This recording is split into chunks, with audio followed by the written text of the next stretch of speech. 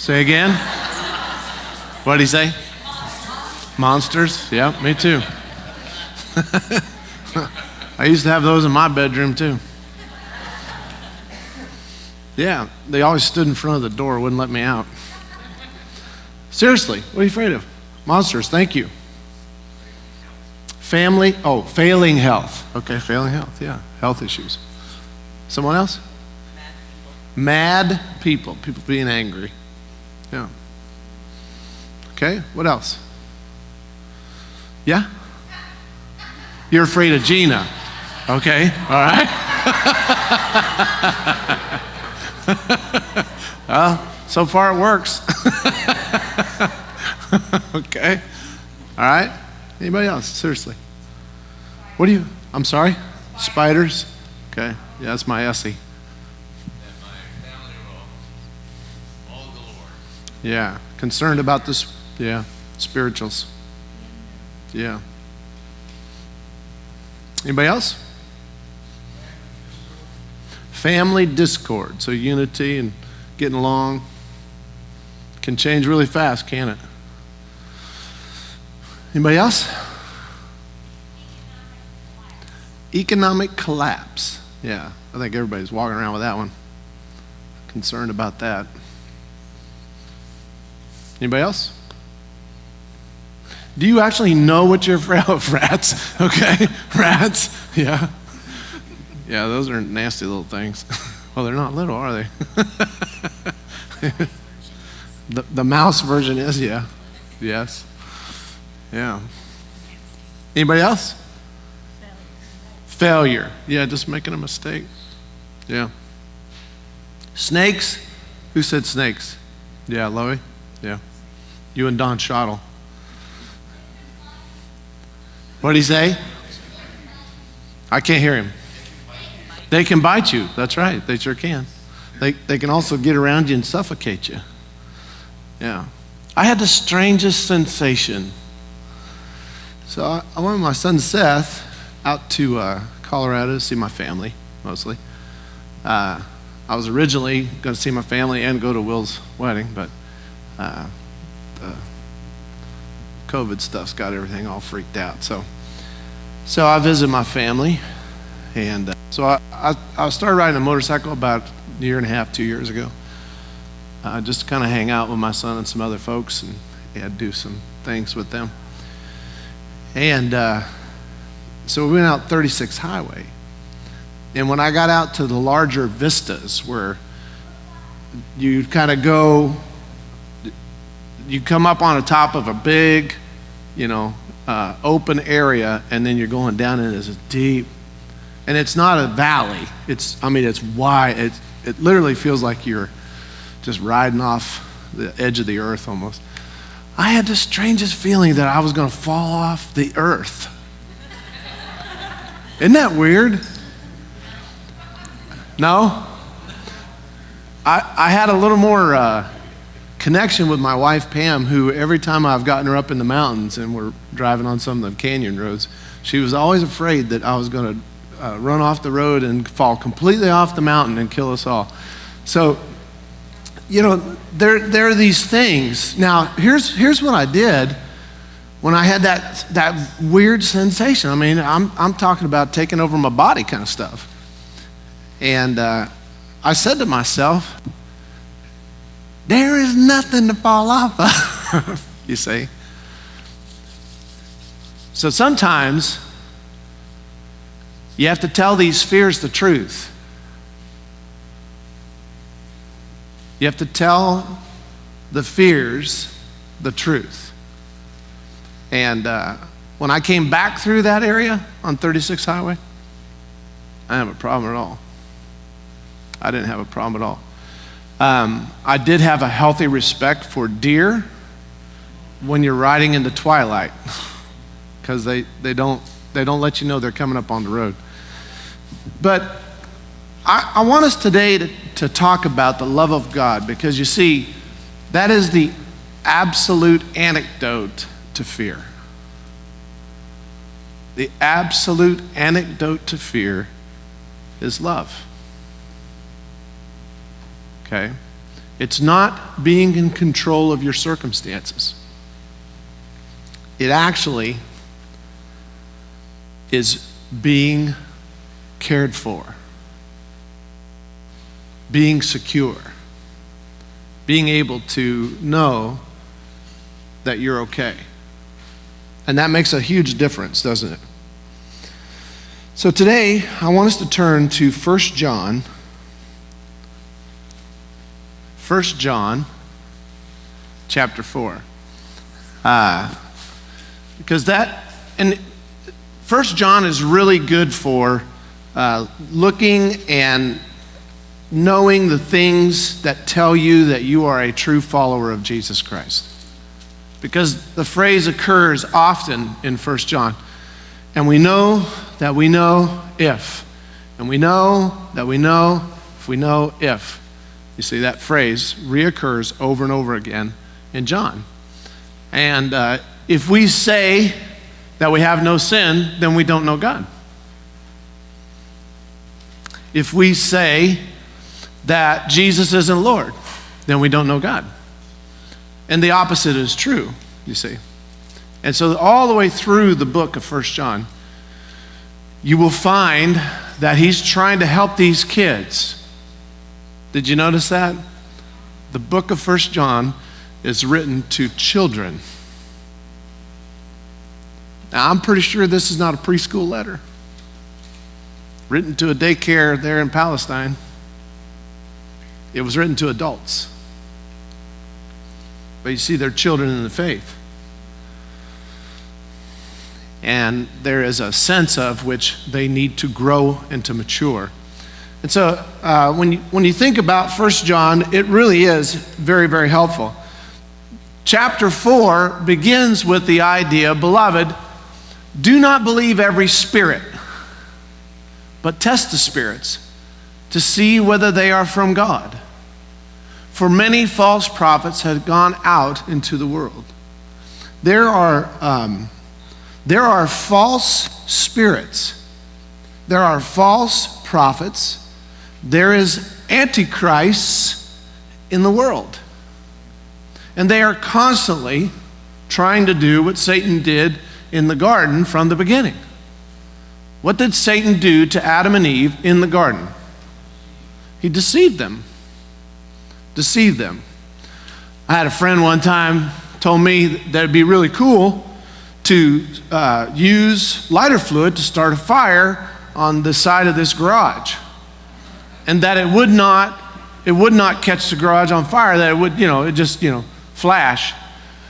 Yeah, he was a liar. So there I stood with the lighter fluid and a match and a garage burning. So I found out, not everybody tells the truth. Amen. I had some friends one time that convinced me that there was a window in the bathroom and we wouldn't have to pay the bill, and all I got to do is climb out the window and they'll go out the front door. When I got to the bathroom, there was no window. And I realized they left me with the bill, see? And they're out there, ha ha ha, that's funny. So have you ever been deceived? Yeah, no, it's true.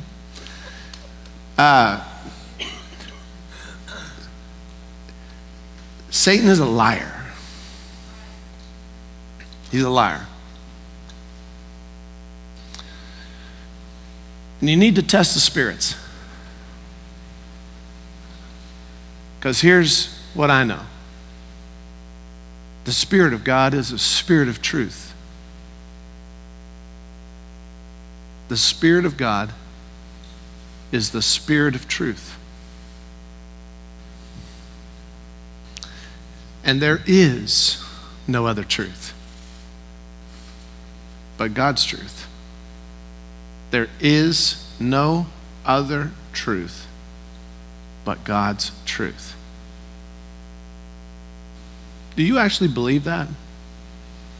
Do you actually believe the Bible so much that it changes your fear to trust? That it, right. It's an occurrence. It's not a one and done. It's a constant journey, isn't it? But I want you to know, you have to be very careful. You have to pay attention. Fear is a foothold to the devil. Fear is a foothold to the devil. Anger is a cover for fear. When you're angry, except for righteous anger, which is unusual and very, very, doesn't happen very often. But fear is always underlying your anger. You get mad, and most of the time, you get mad because you're scared.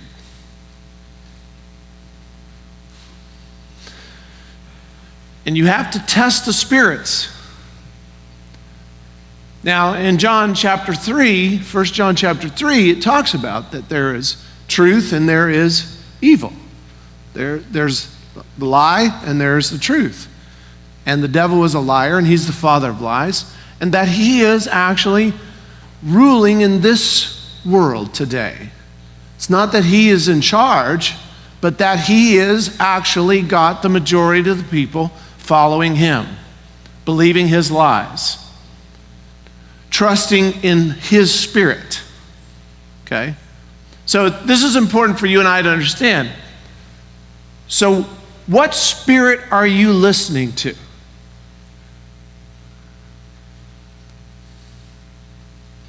Because the Spirit of God is the power of God. The Spirit of God is the truth. The Spirit of God actually drives out fear. So, you guys know these folks? Huh? Yeah. What are they? Huh? Those are the Avengers. Now that's the Marvel group. There's another group called what? You guys don't know this? Huh? DC. Right. DC. DC Comics. These are the Marvels. And then you got the Disneys, you know. But the bottom line is that these folks here are always and consistently and constantly meeting and fighting evil and protecting people. You see? Have you ever met any of these folks? Huh? I was a kid one time. There was a gas station that was opening there in Thornton, Colorado. And they had Batman and Robin come as a part of the, opening. They also had 2 pigs they were giving away, which shows you how different things are today. But anyway, right there in Colorado, right there in Denver. Anyway, so as kids, we were on the backside, and we were just looking and whatnot. And we saw Batman and Robin climb up a ladder and get on top of the roof of the filling station. And so we thought it would be fun. Do you know what we did? We took the ladder and we hit it from Batman and Robin and then stood back to see how they get out of that. So, the bottom line is that these folks are wannabes. These are all attempts to get close to the reality of God. These are all attempts to conquer evil and protect the innocent, to give strength and power and to keep things right and true. These are some of the biggest films that are produced right now. People want a victor. They want evil to be defeated. They want truth to win out. They want there to be a right and wrong and justice prevail. But these are just actors, and they're people that just, illustrate mythology and give us an experience that really only God can give you. It's easy in an hour and 45 minutes to take that ride. Easy. With popcorn, and your favorite drink, and I like gummy bears, so, but in real life, it's a lot harder. It's a lot harder in real life. I was I visited my home area. I went to Boulder, and what I did is that I left on Thursday. We spent the night in Atwood, Kansas. I hammocked. It was a kind of a, just hanging out kind of thing. By the way, if you ever want to have a real cheap, fun time and go to a nice coffee shop, go to Atwood. If you want to be a part of the Liars Table, they got a Liars Table there and everything. They get there at 6:30. Shop doesn't open till 7. Okay, but anyway, we were going to Denver, and I wanted to see my family stuff, and I was just hanging out with my son quite a bit. And I told Seth, I was like, look, let's find maybe a parking lot church or something like that. Colorado is a whole lot tighter than we are here, and so you got less opportunity. And so I just said, hey bub, let's see if we can find something, parking lot church over in Boulder. Now, I was born again at Southern Hills Baptist Church on Broadway, which is the main drag, much like the Belt is here in St. Joe. Broadway runs all the way through Boulder. And my church is on the south end, on the South Boulder side, and Southern Hills Baptist Church. Last time I was there, I brought my whole family, and so when I came in, they say, hey, good to have you. Are you here? Would you like the English service? And I said, well, yeah, I guess I would, being as I don't speak much any other language hardly. And they said, okay. So the sanctuary was filled with people who speak Korean, okay? But the English service was in a Sunday school room, and there were 7 people there, and so I doubled the attendance that day of the English service. So I did, knowing that my church had transitioned to a bilingual or a ethnic church, then I just decided, not going to go there. So I left it up to my son Seth. He looked up, he goes, Dad, I found a parking lot church in Boulder called East Boulder Baptist Church. I was like, I know that church. That church started from my church when I was a brand new Christian. Southern Hills Baptist Church helped start and plant East Boulder Baptist Church. And so we went there, and parking lot. So it was kind of fun because, we rode our motorcycles right up to where everybody sits. So, if this was going to be what we were doing, I'd ride my motorcycle up here and then get out and go sit, and they had lines and so on, and everybody sat in the lines, and it wasn't required, but a lot of people had masks, and so I was respectful and wore my mask. My Bronco mask does not make anybody sick there.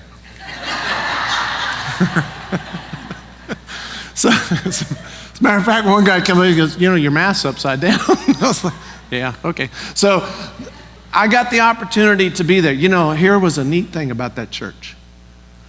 That day, they decided to rename their church. They were renaming their church. Their pastor was explaining a prayerful process that they are walking through, and that they are not going to disband as a church. They're going to keep going. Now, here's the reason I bring that up. It's hard to do gospel in the world today, especially if you hold to the truth. Now, if you get that diluted stuff, it's not a problem.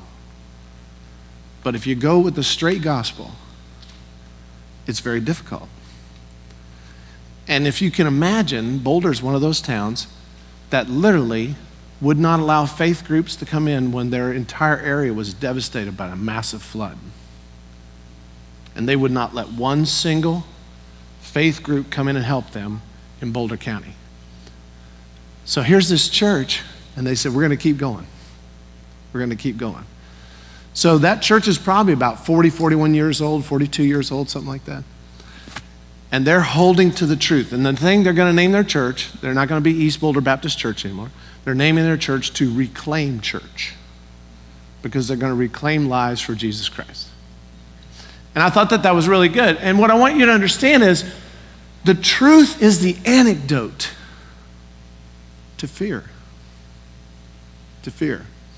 The people at that church that day were really, really They were really, really nice and really, really excited, and they were applauding and they were excited and so on.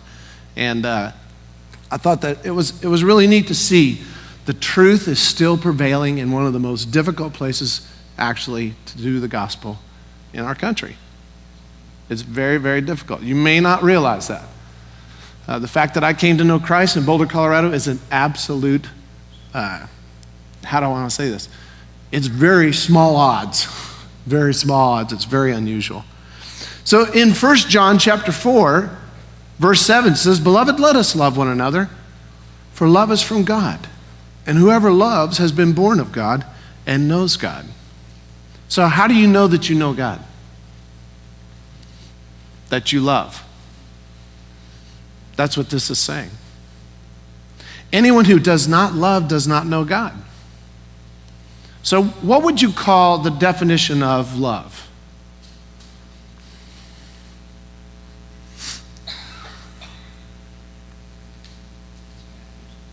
I'm sorry?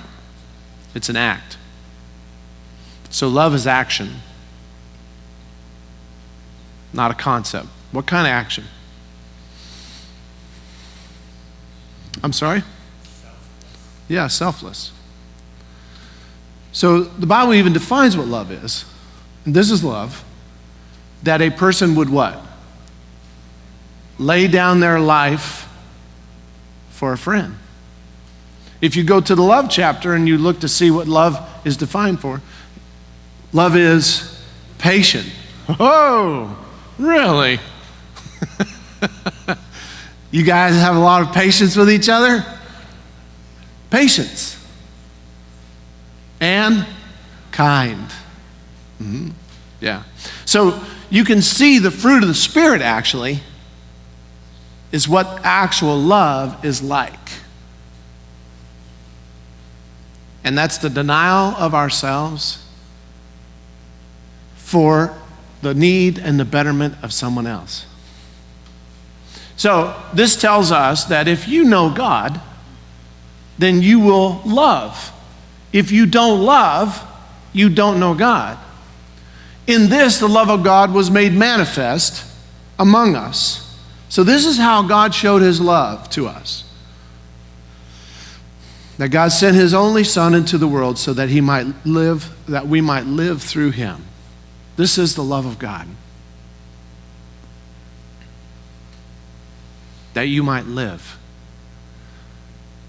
Now, let's be honest, we're all going to die, right?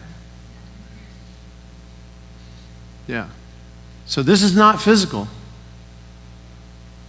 This is spiritual.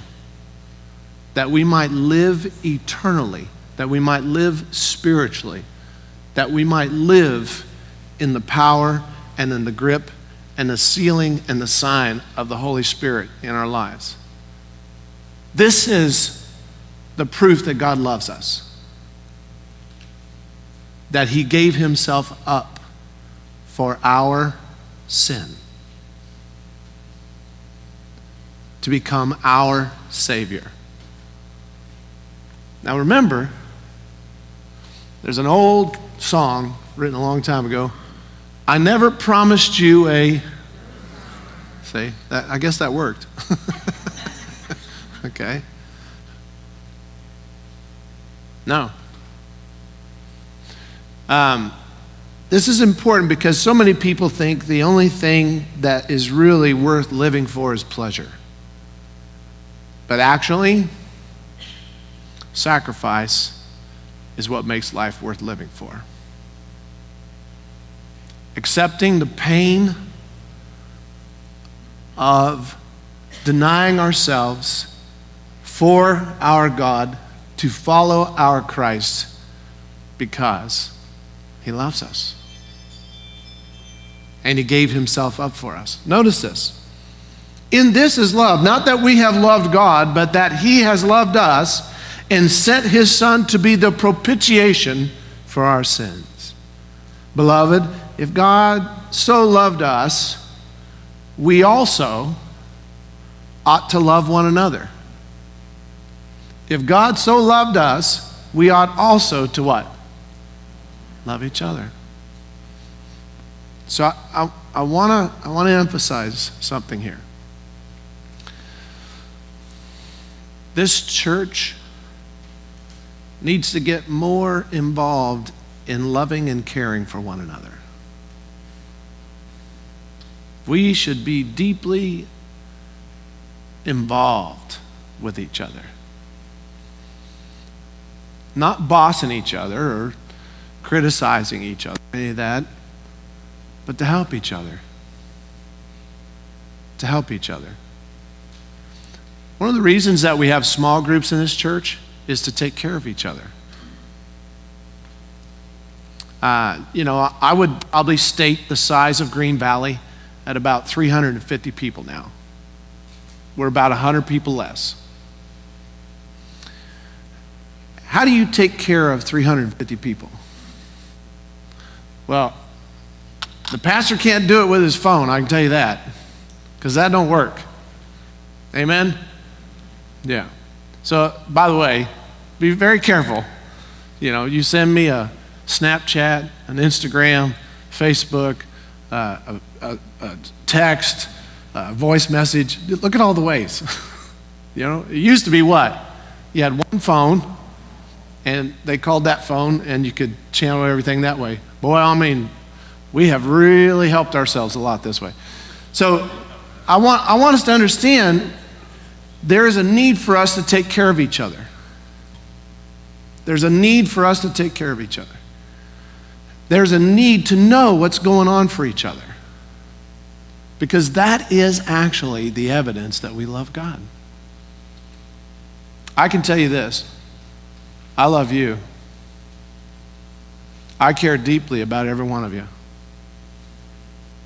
Being your pastor for 23 years, I know a lot about you. And you know a lot about me. And we still carry on together. I think that's a good thing, don't you? I had a neat experience there at East Boulder Baptist Church. They came to greet people, Boy, that's an interesting thing now with COVID, to go up to perfect strangers and talk to them. So anyway, this lady came up to me. She was sweet as she could be. She's trying to give me a Starbucks coffee card and give me a little book and stuff. And I said, sweetheart, thank you so much. I really appreciate your kindness. I tell you, please keep the card, keep the book. I don't need those. I want those to be available for somebody else. But I do have something I need. And she goes, what's that? Through her mask. I said, is there anybody that goes to this church that is from Southern Hills Baptist Church? And she goes, oh, yes. I said, who? She said, Jerry Gifford. And my, mind starts running. I'm like, I know that name. But I couldn't pull a face.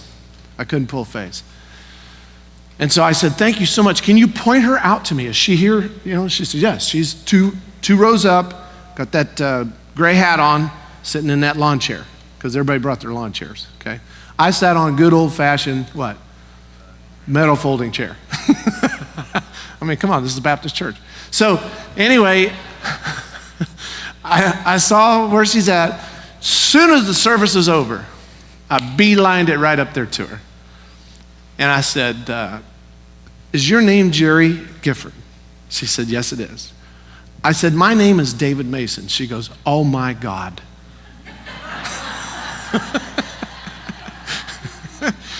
It was an upgrade.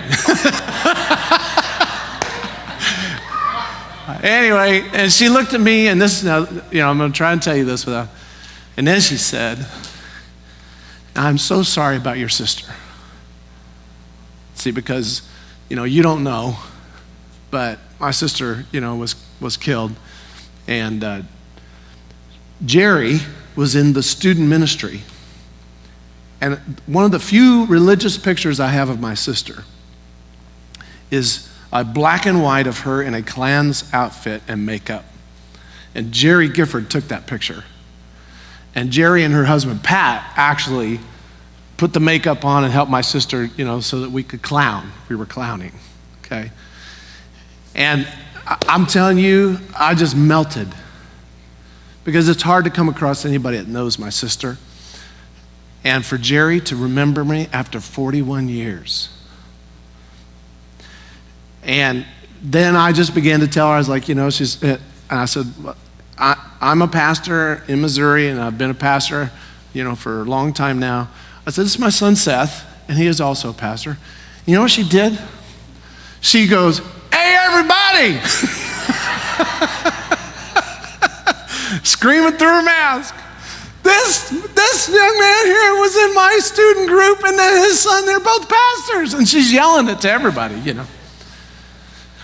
But what I want you to know is that this is the beautiful thing, you see. The fact that woman remembered that my sister and what took place, and what does that tell you about her? She has the love of God. She has the love of God. And I want you to understand that this is what shows that we know God, is that we love each other. It's not a drudgery. It's not a burden. It's a pleasure to take care of each other. No one has ever seen God, right? That includes Oral Roberts.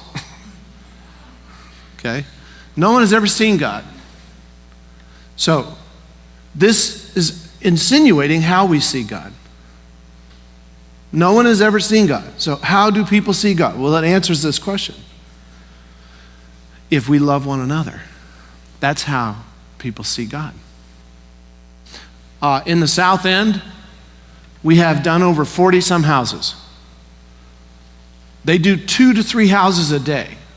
And what they are doing is that they are taking the flood-ravaged homes and materials and taking everything bad out, spraying it all down, and making it ready to be rebuilt and put back. Now, the disaster teams don't put it back. That's left to the homeowners or some other. The only thing we do in disaster is to get rid of the bad and get it ready to be brought back to life again. That's love. That's love. I kind of consider, I was working with some of the guys and gals, we were down in there, and when you're really working with mud and flood and all that stuff, you just can't help but get some in your mouth, you know what I mean? So I happen to believe that I have been vaccinated against the COVID-19. Because I have drank the flood water of the South End, amen? And so I feel pretty strong about that. But again, this week I'm going to show up back down there. I'm going to go down there as much as I possibly can. I got to pastor the church, but I'm also going to go down there and see if I can help out, and I'd encourage you to do the same. You can show up at 8 o'clock. You can show up at 1 o'clock at Journey Church, or just drive around till you see somebody with yelling and jump in with them. But this is to show the love of God, you see. This is what love really looks like. I want us to understand no one has ever seen God, but if we love one another, then God is visible. People see God. By this we know that we abide in him and he in us, because he has given us of his Spirit. So the Spirit of God resides in us. When you come to Christ, the Spirit of God now comes in and resides in us, and we now see everything differently. Differently. I took my son Seth over to my high school. We pulled up real quick and took a selfie in front of the high school. And right there on that front of that high school is where I started reading the Bible, because I became a brand new Christian. Right there is where I enjoyed the Spirit of God in my life, and have ever since. And what I want you to know is that when we come to Christ, we are given his Spirit. And what does his Spirit produce in us? Love, joy, peace, patience, kindness, gentleness, self-control. That's what the Spirit of God produces in us. And we have seen and testified that the Father has sent his Son to be the Savior of the world. Whoever confesses that Jesus is the Son of God, I want to encourage you to not be silent.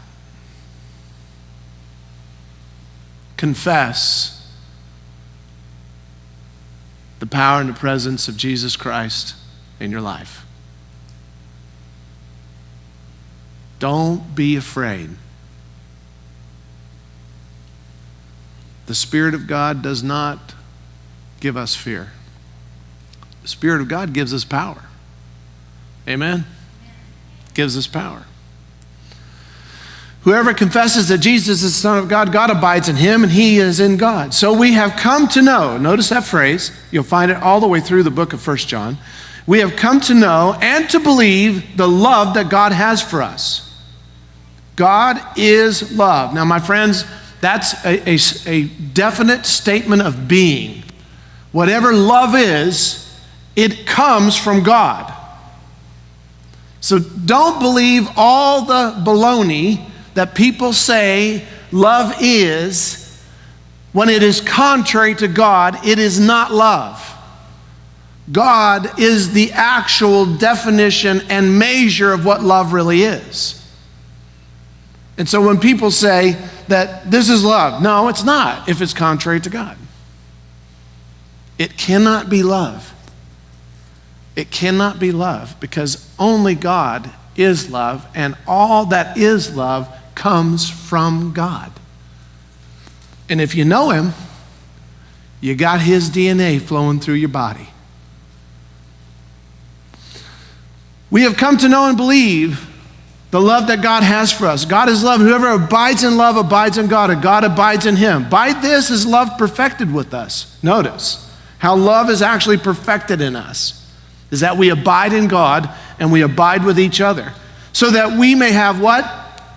Confidence. What's the opposite of fear? Certainty. Confidence. So as I'm, tooling down, feeling like I'm going to fall off the edge of the earth, why? I don't know. It doesn't make any sense to me whatsoever. But I told myself, I'm not going to fall off the edge of the earth. I can stop and get off and walk around and play with the prairie dogs. I mean, it's not going to happen. Because that's the truth, you see. So I want to encourage us to understand love is perfected in us. It gives us confidence. Confidence for the day of judgment. This is a thing I think a lot of people don't understand. Jesus is not therapy. He's a Savior. He's a lifeguard of souls. He takes drowning people and brings them to the safe shore. He redeems people's soul, the inner who they are. And this is how we have confidence, by the love of God. Because as he is, so also are we in this world. There is no fear in, let's do that together. 1, 2, 3. There is no fear in. So remember this. When you get scared, you're drifting away from the love of God. When you get scared, you're drifting away from the love of God.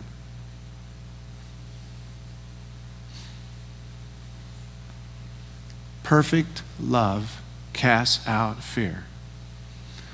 I tell Pam all the time, you're the only woman for me. And then I say, and I got some sad news for you. You're the only woman for me. It cuts both ways, right? So if you're leaving, you got to pack my bag too, okay? Because I'm going with you.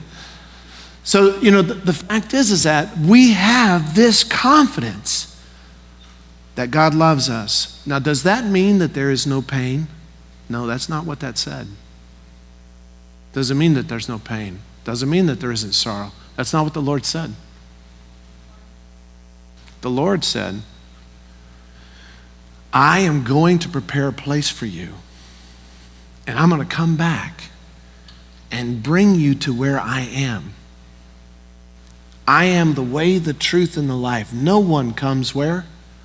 To the Father without me. What I want you to understand is that love is not keeping pain away.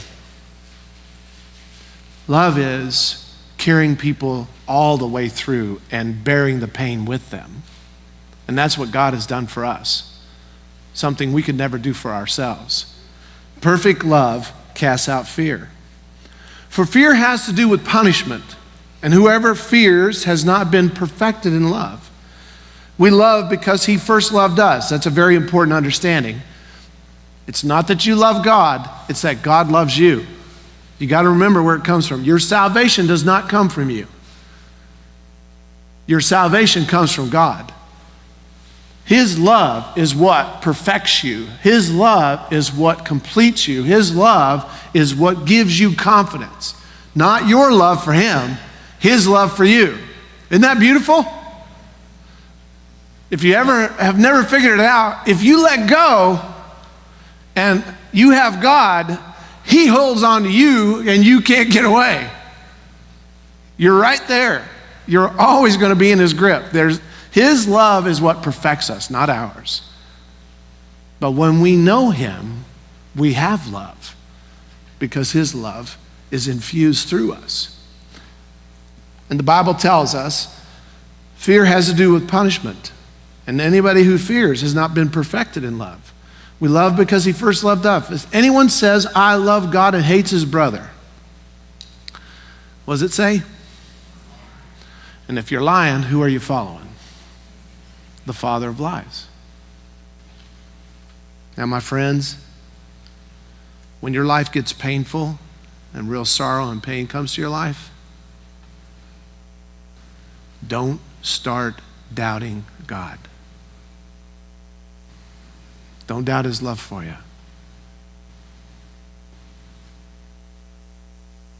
The most important lessons parents teach their children is to do the right thing even though it's hard. Amen? Do the right thing even though it's hard. You tell your sister you're sorry. Who wants to tell their sister they're sorry? No one.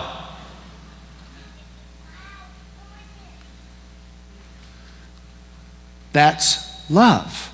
That's actually love. If anyone hates their brother, they're a liar if they say they know God. For he who does not love his brother whom he has seen cannot love God whom he has not seen. And this is the commandment from him. Whoever loves God must love his brother. And so I remind us today of who the true hero is. Amen? Because this guy did not make a movie, he did it. You understand? He actually came and lived and taught and preached and fought and gave his life in order that anyone who believes in him would not perish but have eternal life. So I want to encourage you today. Remember, God loves us. Amen? Amen? Even if your life is a lie, I want you to know he loves you just the way you are. But his love should also come out of you if you know him. And it becomes your confidence and it becomes your literal production of life. We love because he loved us. Amen? Let's stand together. As we sing this song, I'd like to encourage you to think about the love of God and your fears and how those relate and speak to each other and what it tells you about what's going on for yourself and where God is. And I want to encourage you to know, okay, when you start to feel like you're falling off the edge of the earth, it's a lie. It's a lie. God loves us. Amen? And we should take care of each other. As we sing, let's celebrate it.